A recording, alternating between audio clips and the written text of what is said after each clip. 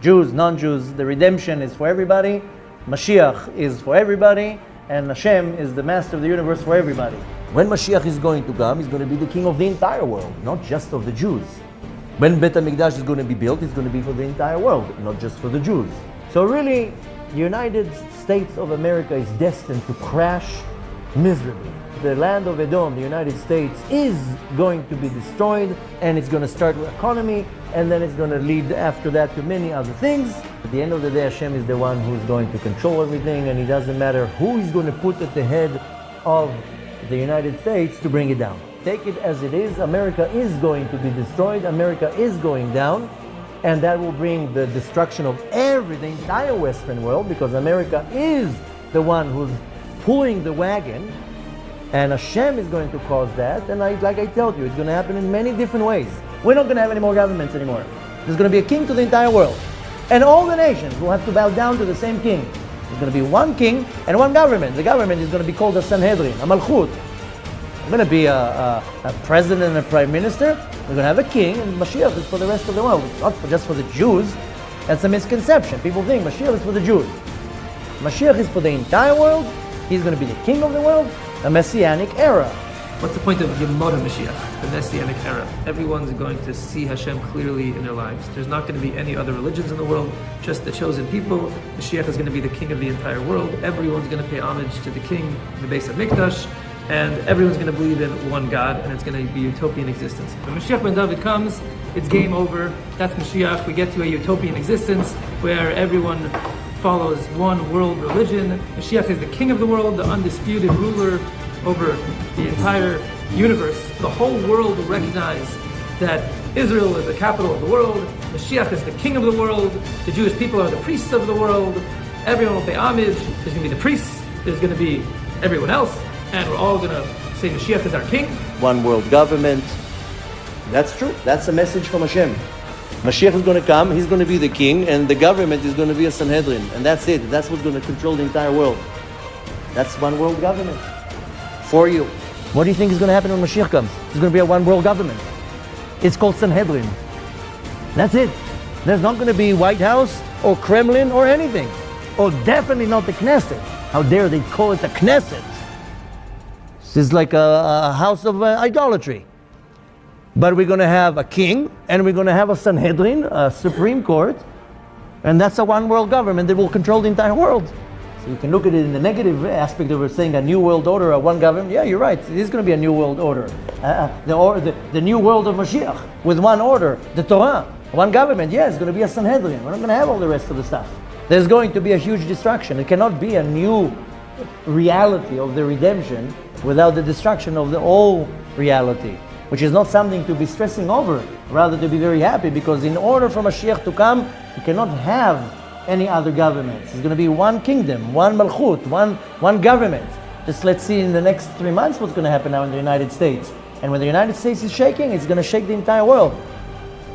Besides the fact that I said it not once and not twice, there's prophecies, there's clear signs that that's it, America is done. It's time. The great United States of the great America is over, closing shop. Why? Because Mashiach has to come. That's it. Mamlechet Edom, the kingdom of Edom, has to cease to exist. Hashem is telling you, I'm closing here the show. You want to be here when it comes down? You want to be here when I'm going to destroy Edom? Hashem is going to destroy Edom.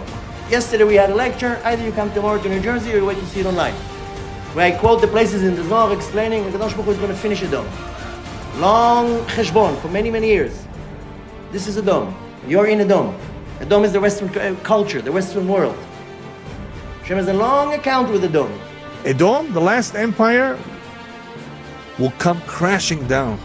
He will reach the greatest height, the greatest power ever that never existed before. And from that power, from that height, Hashem will bring him down. So the Mapala, the downfall of Edom, of Esav, is around the time of Mashiach. America, everyone's going down. When America goes down, everything goes down with it. And everything is going to fall like a pile of cards. How do you call the house of cards? You take one card down, everything will start crumbling down. And in those days, the kings, the God of heaven, will set up a kingdom forever, and it will not be destroyed. And the kingdom will not be left to another people. It will crumble and destroy, and all these kingdoms, and it will stand forever. And that corresponds to a reference in the dream where Nebuchadnezzar saw hands coming out of air, making a stone, and using that stone to crumble this image of the four parts. And that's a reference to the hands of God being introduced back into the world, bringing in that stone, the stone tablets, the tablets of Torah that were revealed at Sinai, and the power of Torah is going to crumble all of these impure, non-Jewish influences which had sway over the world. And at that point, there's going to be a reintroduction of the Spirit of God into the world. The Jewish people will then become ignited as the light of the nations, and that will bring about, ultimately, Bezrat Hashem, the final redemption. At the time of Mashiach, we'll call God with one language as one nation. Yechezkel says everybody will convert. I don't know if it will be the technicality, but it will be one nation. But basically, the ones who want to survive the coming of the redemption, one of the many conditions is you have to attach yourself to the nation of Israel. Attach yourself to the nation of Israel is attaching yourself to God. You don't have to be attached to me. When I'm saying the nation of Israel, I'm not telling you to attach yourself to Bibi. That's not what I'm saying. Telling yourself to attach yourself to the Torah. Israel is God.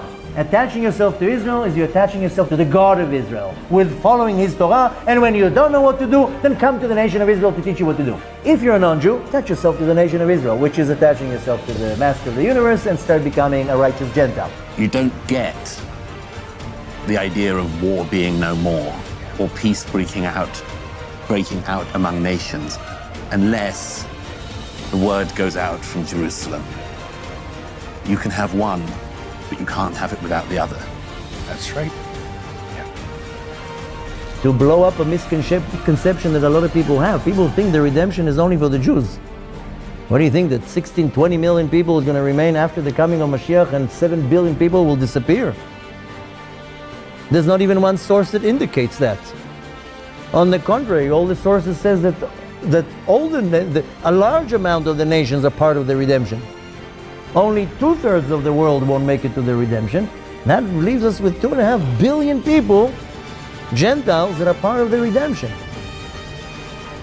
So one should not even think that the redemption is solely for the nation of Israel. It's for the entire world.